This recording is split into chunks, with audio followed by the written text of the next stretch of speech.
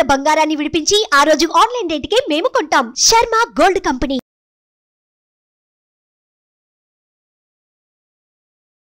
Hi అందరికి నమస్కారం, welcome to our channel. ఇప్పుడు మన ముందు the great astrologer Shri Srinivas Raj గురువు గారు ఉన్నారు మనతో. ఆయనతో మాట్లాడదాం. నమస్కారం గురుగారు. ఓం నమ శివాయ, ఓం మంగాళ పరమేశ్వరాయ నమః. గురుగారు, ఇప్పుడు తెలంగాణలో ఎన్నికలు అయిపోయాయి. సో సీఎం గా కూడా మన రేవంత్ రెడ్డి గారు వచ్చేసారు, కాంగ్రెస్ గెలిచింది. వాస్తవం. అయితే ఆంధ్రాలో కూడా ఇప్పుడు ఇంకో 3 నెలల్లో ఎలక్షన్స్ రాబోతుంది. సో ఆంధ్రాలో సీఎం ఎవరు అంటారు? ఓహో, అంటే అమ్మా మంచి ప్రశ్నే. సీఎం అంటే అమ్మా ఇప్పుడులో మన జగన్ గారు ఉన్నారు. ఆయన కూడా ఒకరోజు నేనే చెప్పా, ఎప్పుడు ఈఎం బంజారా రోడ్ షూ చేస్తున్నాడు. ఈఎం బంజర్లో ఇక్కడ సత్తుపల్లి బంజర్లో ఆయన రోడ్ షో చేస్తున్నాడు. నేను ఆంజనేయ గుడికాడ పూజ చేసుకుంటున్నాను. జగన్ గారు వస్తున్నారు. అప్పుడు సీఎం కాలే, ఆయన సీఎం కాలే. ఇక ఈఎం బంజర్ అంటే సత్తుపల్లి దగ్గర ఈఎం బంజారా సత్తుపల్లి రూట్లో పోతున్నాడు కారులో. అప్పుడు అక్కడ ఆగారనమాట. అప్పుడు పక్కన మా శిష్యులు చూసి, ఓ మన జగన్ గారు వచ్చారు మాట్లాడండి గురుగారు అనే. నేను చూసి సరే పోదాం అంటే పాపం అక్కడ తాడు కట్టారు. ఆయన కానీ జనాలు ఆయన దగ్గర పోకోకుండా తాడు కట్టారు. నేను ఏమండి నమస్కారం అండి అన్న అంటే నమస్కారం అన్నాడు. మరి ఏంటి ఇప్పుడు స్థానం నీదేనండి అన్న. నువ్వే సీఎం అవుతామండి. నా కార్డు కూడా ఇచ్చా అయ్యగారికి, జగన్ గారికి నా విజిటింగ్ కార్డు కూడా ఇచ్చాను. మీరేనండి సీఎం అని చెప్పా. నవ్వాడు. ఓకే అన్నాడు. ఆయన తీసుకొని ఇక నేను చెప్పాను, నేను వెళ్ళాను. ఆ తర్వాత నేను యుఎస్ అమెరికా వెళ్ళిపోయా. అక్కడ పూజ చేసుకొని ఇక వాళ్ళకి ఎవరు అటు అమెరికా వెళ్ళిపోయా.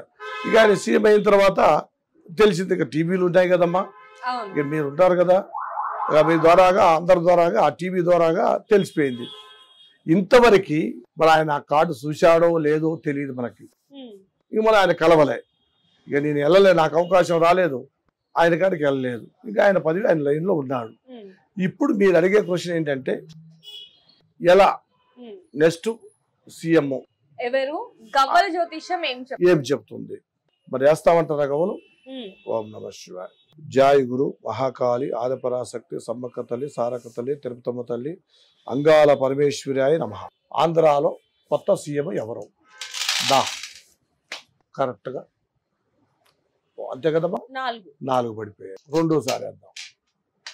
జాయ్ గురు జాయ్ భగవతి అంబవారు వనదుర్గాయ నమః అంగాల పరమేశ్వరాయ నమః. 1 2 3 4 5. ఇంకొకసారి వేద్దాం. జాయ్ భగవతి కళ అంబవారు ఆదిపరాశక్తి సమ్మక్క తల్లి వనదుర్గాయ నమః. ఓం నారాయణ ఓం ఈశ్వరాయ నమః అంగాల పరమేశ్వరి. అమ్మా ఫస్ట్ బర్త్డే 4 పడ్డాయి, ఆ తర్వాత 5 పడ్డాయి, ఆ తర్వాత ఇప్పుడు 4.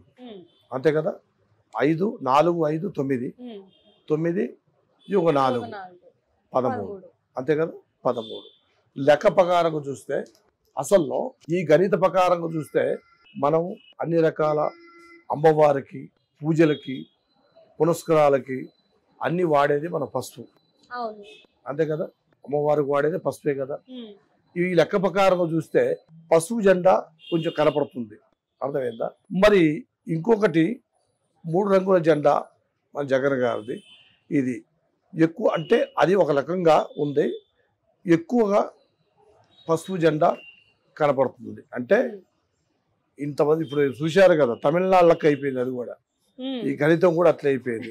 5 సంవత్సరాలు మిమ్మల్ని చూసాము దొరగారు, ఇక మేము కూడా కొత్త ఆయన చూడాలి అనుకుని ఈ గణితం 4 మళ్ళీ 5 మళ్ళీ 4 పడ్డాయి. అందువల్ల పచ్చ జెండా ఎగరటానికి అవకాశం ఉందని దీంట్లో గవ్వల శాస్త్రం చెప్తుందమ్మా. గురుగారు, మీరు ఇండైరెక్ట్ గా పార్టీ పేరు కానీ నాయకుడు పేరు చెప్పకుండానే చెప్పేశారు ఎవరు అనేది. అంతే కదమ్మా. ఇప్పుడు మనం చెప్పేది కదా తల్లి, దీనిలో కలబడుతున్నాయి గవ్వలు. ఎందుకంటే ఒడిదుడుకులు వస్తుంటాయి.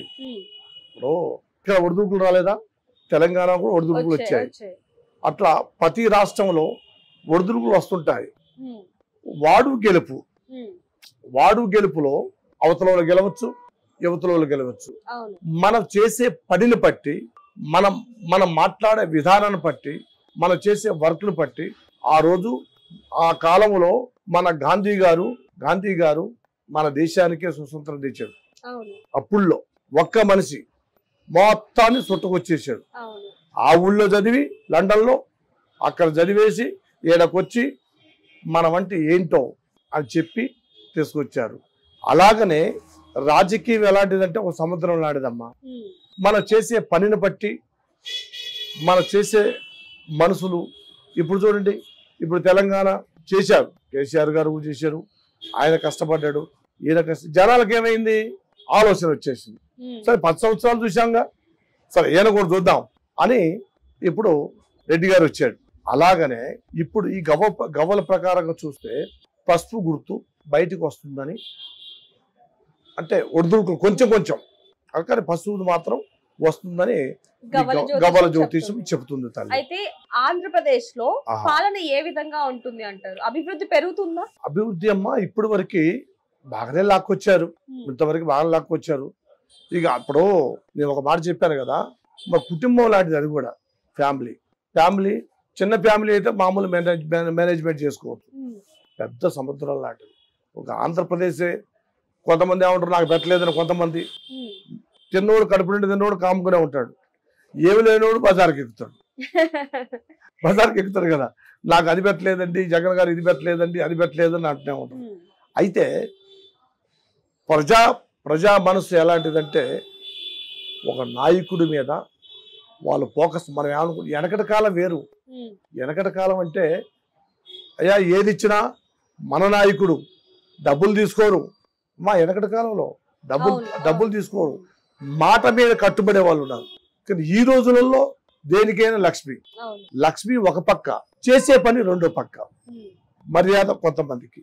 అలాగనే వీళ్ళు ప్రజాలయంలో చూస్తే తేటగా ఇదే పసుపు కనపడుతుంది, కొంచెం ఉడుగు కనపడుతుంది, కానీ ఎక్కువగా పసుపే కనపడుతుందని చెప్తుందమ్మా. చూద్దాం గురుగారు, ఇంకో 3 నెలలు ఉంది కదా ఆంధ్ర ఎలక్షన్స్ కి. సంతోషం. చెప్పాము కదా ఆ రోజు ఏం చెప్పాము, చంద్రబాబు మీరు అడిగారు క్వశ్చన్, ఏమంటే గురువు గారు మరి వయసు అయిపోయింది పెద్ద ఆయన గారు, మీరు అడిగారు ఏంటమ్మా అన్న, చంద్రబాబు నాయుడు గారికి బెయిల్ వస్తుందని మీరు అడిగారు. నేను చెప్పే అమ్మవారిని అడిగి మహాతల్లి కనకదుర్గ, వనదుర్గ, అంగాల పరమేశ్వరి దేవతని ప్రార్థన చేసి కట్టుకట్టి ఎన్నో సమస్యలకి నువ్వు సమస్య చెప్పావు, మరి చంద్రబాబు నాయుడు గారి గురించి చెప్పమ్మా అని అడిగారు. అంటే ఆ అమ్మవారు మనకి ఉత్తరం ఇచ్చింది, ఓకే ఆయనకి బెయిల్ వస్తుందండి అన్నాడు. అమ్మవారు చెప్పింది. అమ్మవారు ఎప్పుడు చెప్పిందో మీతో ఆ మాట చెప్పాను. అదే విధంగా ఇప్పుడు కూడా చెప్పాను. అప్పుడు ఆ రోజు చెప్పాను, వచ్చేసింది. ఈ రోజు కూడా ఏం చెప్తున్నానంటే ఆయన స్థానం బాగుంది కాబట్టి ఆయన వస్తానికి అవకాశం ఉంటుందమ్మా అని గురువు గారు అమ్మవారి ఆశీర్వాదంలో చెప్పారు.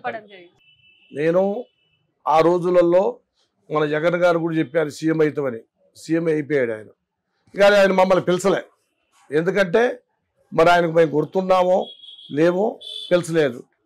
ఈరోజు చెప్తున్నాము, ఇప్పుడు పచ్చ జెండా ఒకవేళ వచ్చిందనుకోండి, పచ్చ జెండా నాయకుడు సీఎం మమ్మల్ని ఖచ్చితంగా కలవాలి, మమ్మల్ని పిలచాలి. పిలిస్తే ఆయనకి కొన్ని విషయాలు ఇంకా చెప్పే ఉంటాయి, చెబుతాము. ఖచ్చితంగా జయప్రదంగా నడుస్తుంది, దాంట్లో లోపం లేదు.